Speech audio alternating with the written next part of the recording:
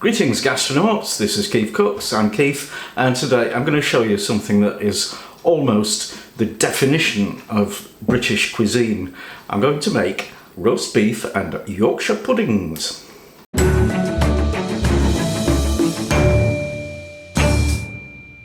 So I say it defines British cuisine. It did do for a long time, probably less so now because people aren't into big roasts and that.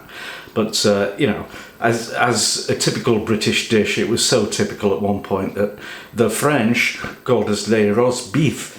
And well, you know, I think they were being a bit sarky, but I don't care because, you know, properly done roast beef and Yorkshire puddings is a marvellous thing.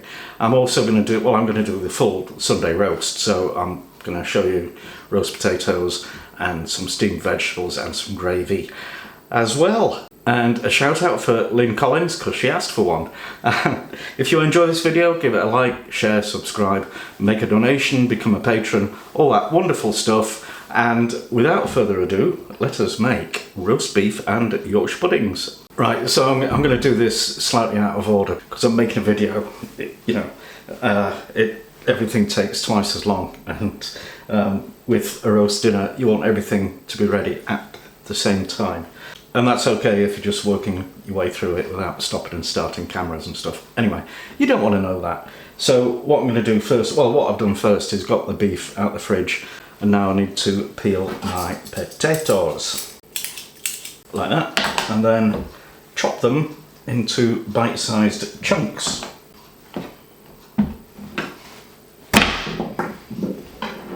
And you need to set your magic knife so that you get nice sort of, well, not exactly wedges, but kind of lots of sharp edges. Don't just slice them. Now I'm going to pop them in a pan and cover them with cold water and bring it to the boil.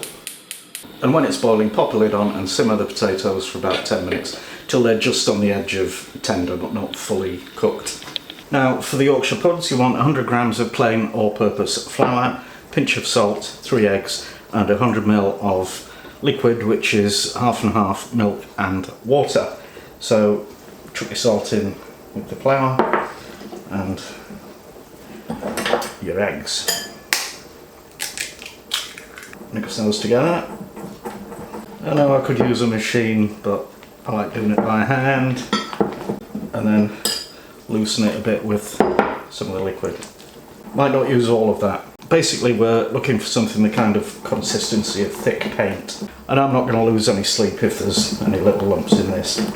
Okay, that's actually fantastic, so I'll chuck that away and I'll just transfer that back to the jug, and I'm going to put this in the fridge to stand until we're ready for it. Okay, I'm just going to take the potatoes out of the water and put them in this kind of steaming basket thing, and they can sit in that until we're ready for them. Now the main event, the beef itself. Before you start, you want to get the oven preheating to 210 degrees Celsius if it's a fan oven, or 230 for a conventional one, or gas mark 8. And we need to season this with plenty of salt and ground black pepper. You can also add mustard if you wish. Okay, and do that all over. Don't forget the end.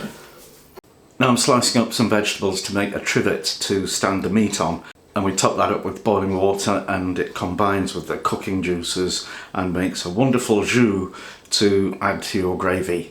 So normally you'd use onion, carrot and celery, but I've run out of celery, so I'm using a bit of leek. It'll be fine.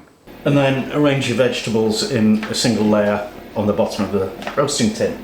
Now pop your beef on top of the veggie layer, fat side up if there is any fat, and we'll put that in the oven and then pour in just enough boiling water to cover the vegetables. And we'll give that 20 minutes at the high temperature. Now the theory is you give it a 20-minute blast at the high temperature, and then you turn the oven temperature down to 160 degrees Celsius for a fan oven, 180 for a conventional one, and that's gas power 4. And then you give it 11 minutes to the pound, 450 grams. So this chunk of beef is 1.2 kilos, which is very nearly 3 pounds. So I'm going to give it just under half an hour, and we should be okay. And this is for medium rare beef, so it'll be a bit pink, which is how I think it should be. But remember, all ovens are different, and the safest way to check whether your beef is done is to take its temperature, take the internal temperature. And for medium rare, that should be between 48 and 52 degrees Celsius. So at any stage during the cooking of the beef, you can prep whatever vegetables you want to have. Traditionally, they'd be root veg, or they'd be brassicas, you know, like cabbage, cauliflower, broccoli. They wouldn't be Mediterranean type veggies like squashes or aubergine or courgettes. But yeah, anyway, we've got some organic vegetables from our garden. The beans are marvellous. I've cooked these, some of these previously. The carrots, flipping heck, I don't know. I'm actually scared that, well, I'm not going to use them on this video because they are freaky. I mean, you know, there's organic and there's that, and some of them have been pre-chewed by other beasties, but I thought you might like to see the joys of organic gardening. So we just top and tail the beans and chop them into chunks about a couple of centimetres, about 1 inch long. And the carrot, well, I've top and tailed it and peeled it, just sort of cut them into batons or batons, sticks. 20 minutes is up, so I'm going to take the meat out. Whoa, that's hot. And turn the temperature down. And I'll just baste in with this liquid a little bit. And then pop it back in for the remaining time, in this case 30 minutes. I've also got a bacon sheet with some goose fat. I'm going to put that in. And that's for the roast potatoes. So about 15 minutes before the beef is finished, you can start with your roast potatoes. So I've got colander, I've got the parboiled spuds, and I'm just going to shake them in that to rough the edges up. And that makes them extra crispy and lovely. So I've got my roasting tray with the hot goose fat in it. And, just whiz those around, get them all coated in the fat. And sprinkling salt, and pop those back in the oven.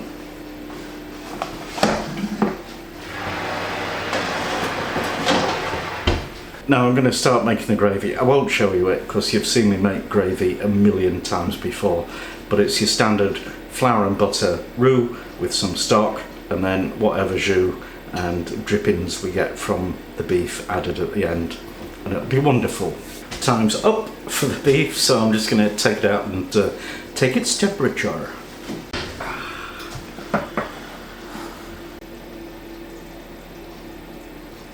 Okay, that is actually hovering around 52, so that'll do. I need to put him on a warm plate. Okay, instant warm plate, and we'll just pop the beef on to that.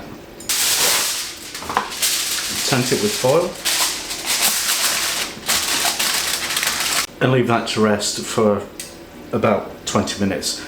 And if you're worried about the low temperature, it will increase with residual heat. So it should hit about 60 by the time we're ready to carve it and eat it.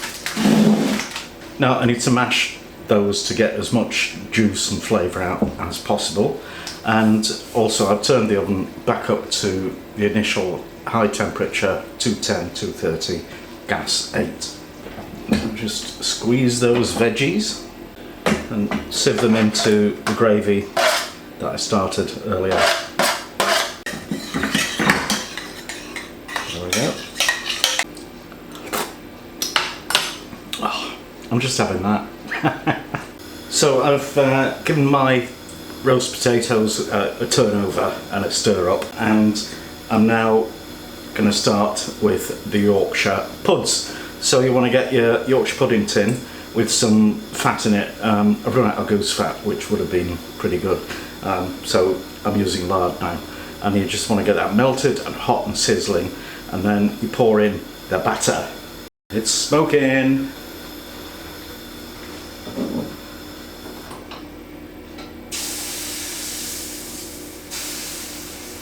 And we pop that in the oven and it'll take 20-25 minutes to cook. Then we're done. Right, we're getting a little bit frantic. Everything's almost ready, so I'm just going to carve some of this. Right, some perfectly pinkish roast beef, at least I think so. Mrs. KeefCooks might beg to differ. Look at that. Perfecto. And some roasties.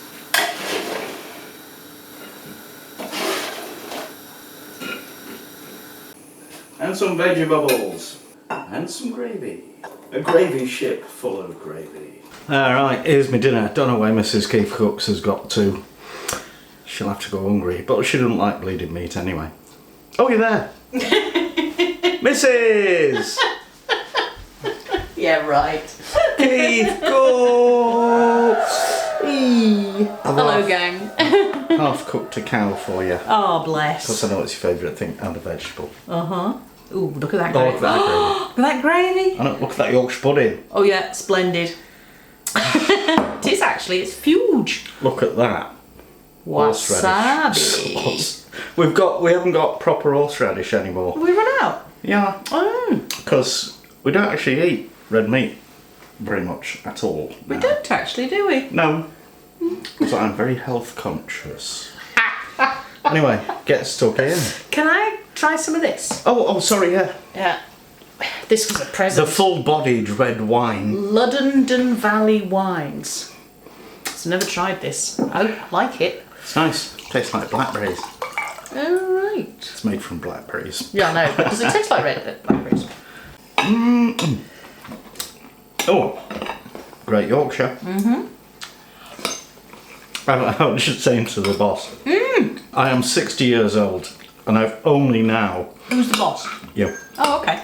got proper Yorkshire pudding tins. Because he's a grown-up.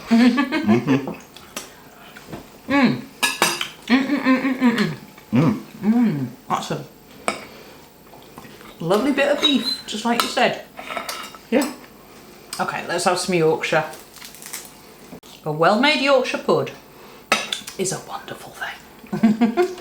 That's not bad either. Yeah, it's not bad at all. What? Well, I'm not supposed to say it's not bad. I'll say something marvellous and you'll go, oh yeah, it's okay. I'm hungry. I want my dinner. And you're tired, aren't you? I am. Very tired. I told you it was going to be hard work. Yeah. Because, you know, shooting a vid and cooking a meal like this Yeah. at the same time. Whoa. Oh, let's try beans. No. Okay. Beans out the garden. I know.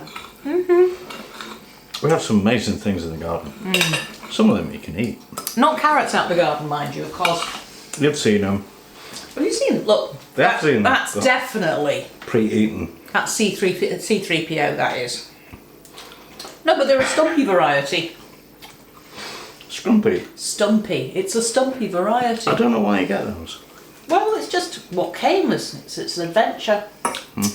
Anyway. Yeah. Long carrots next year. Long carrots next year, yeah. Alright. I think... I was just getting into that. Are we doing a proper mukbang? Or what? See you next week. You're not coming. That's alcoholic, that is. In your delicate state, you'll fall over.